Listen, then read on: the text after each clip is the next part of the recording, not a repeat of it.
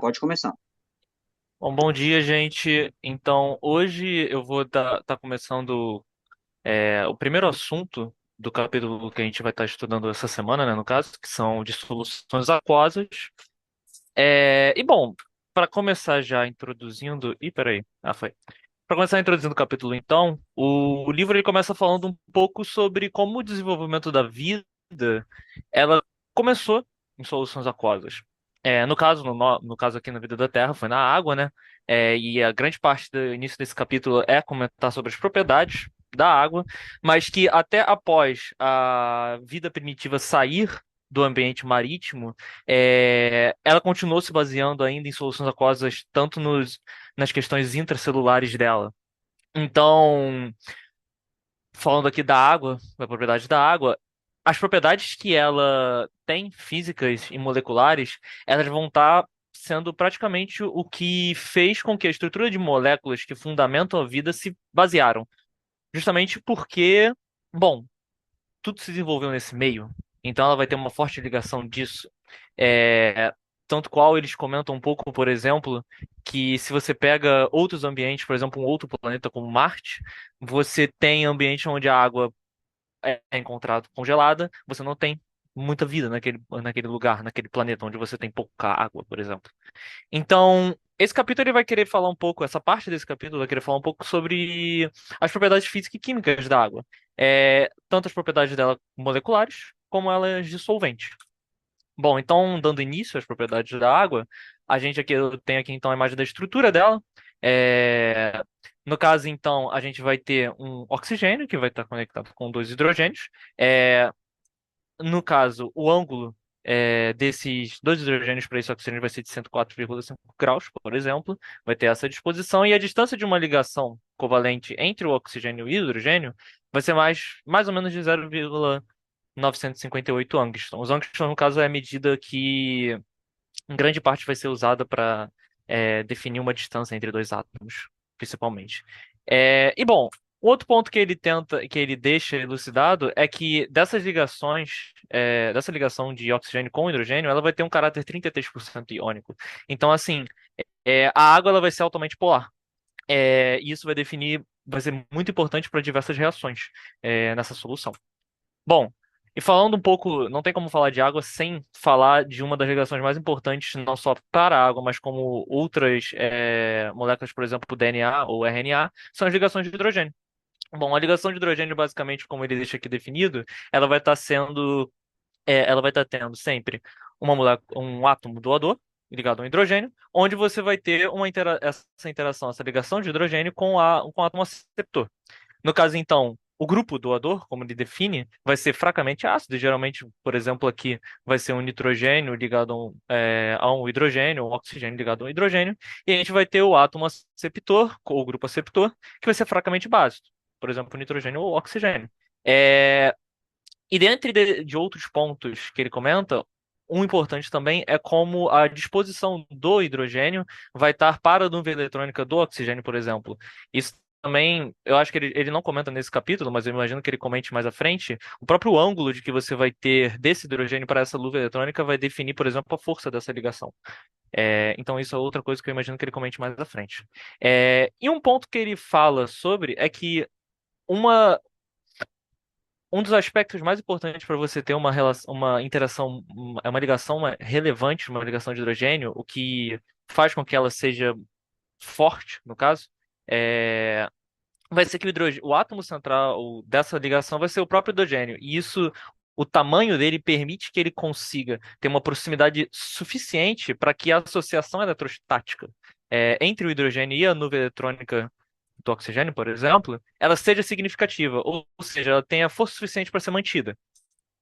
É, E um outro ponto que ele faz aqui também é fazer a caracterização estrutural dessa ligação. Então, por exemplo, a distância de uma ligação de hidrogênio ao átomo aceptor, ela geralmente vai ser 5 angstroms, 0,5 angstrom mais curta que uma ligação de Van der Waals, que no caso de atração, de proximidade, atração e repulsão. Então, por exemplo, aqui mostrando da água, é, o oxigênio, que seria aqui no caso o átomo aceptor, para o hidrogênio que está fazendo a ligação de hidrogênio, ela tem uma distância mais ou menos de 1,8 angstroms. Comparada a de Van der Waals, seria de 2,6 angstroms. E um outro ponto importante que ele ressalta é que a energia de ligação de uma ligação de hidrogênio, ela é pequena. Se você fazer comparação, por exemplo, a uma ligação covalente. Na água, por exemplo, ela vai ser mais ou menos de 20 kJ por mol. Em comparação à ligação de covalente do oxigênio com o hidrogênio, ela é de 460 kJ por mol. Então, assim, você tem uma diferença muito significativa. Só que aí vem a questão, tá? Por que que elas são tão... Além de elas ser tão importantes, porque elas transformam, então, uma conexão entre duas moléculas bem fortes. Porque você vai ter uma alta quantidade delas.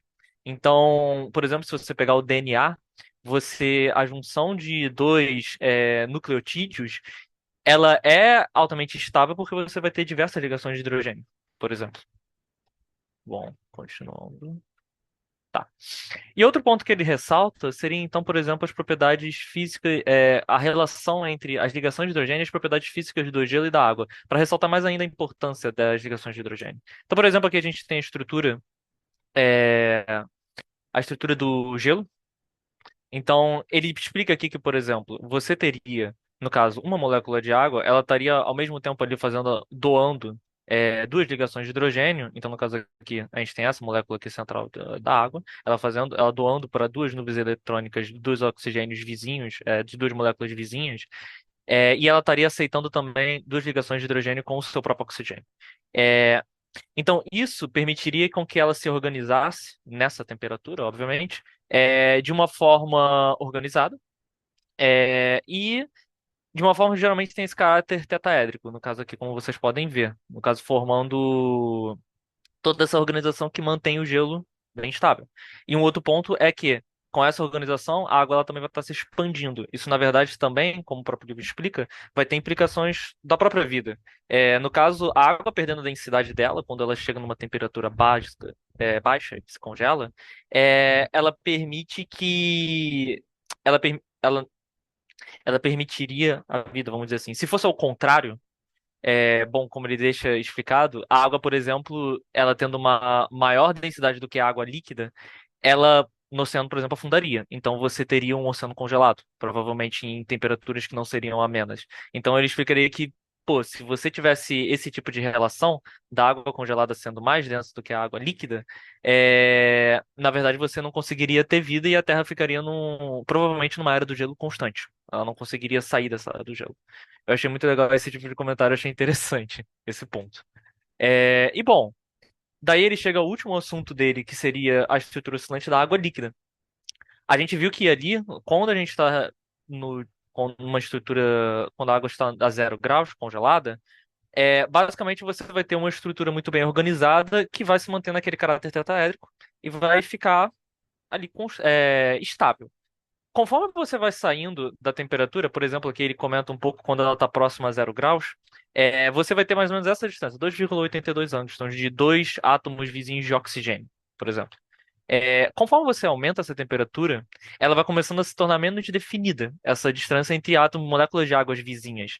Então, a proximidade de uma temperatura fisiológica é muito significativa para a água.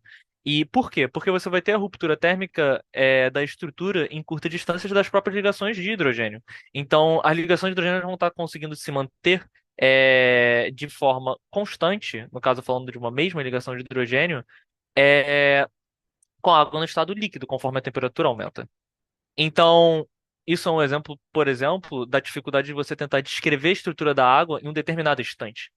Porque ela vai estar sempre se reorientando, e aqui eles botam no caráter de 10 elevado a menos 12 segundos, isso na verdade é 1 picosegundo, para você elas vão estar toda hora se reorientando. Então você não tem como você fazer uma definição fixa da água num determinado momento quando ela está no estado líquido. Então, uma das coisas que hoje se facilitou muito para definir a água foram os métodos computacionais, porque você consegue ter a velocidade de você definir uma estrutura naquele determinado tempo.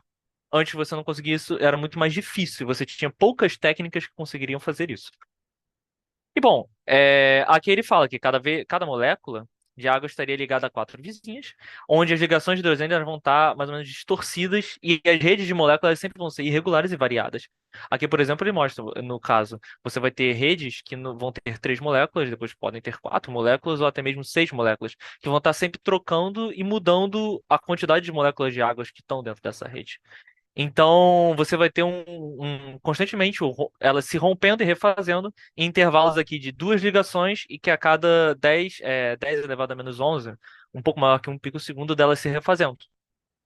E aí ele finaliza comentando os principais pontos que seriam assim da água no estado líquido dela. Que você vai ter uma rede tridimensional estável do H2O, você vai ter ligações de hidrogênio que vão estar ali ainda mantendo ela um pouco similar ao que era visto, por exemplo, na organização que a gente tem do gelo, mas ainda constantemente distorcidas ou irregulares. É, e bom, elas vão ser semelhantes ao gelo em curtas distâncias. Não vai perder uma característica principal dela, mas que você vai ter uma desordem muito maior. E é isso, gente. Eu tentei manter esse capítulo bem curto, por ainda mais que ele comenta, ele fala que esse tópico das ligações de hidrogênio ela vai ser estendida em outros pontos do livro. Mas é isso, obrigado.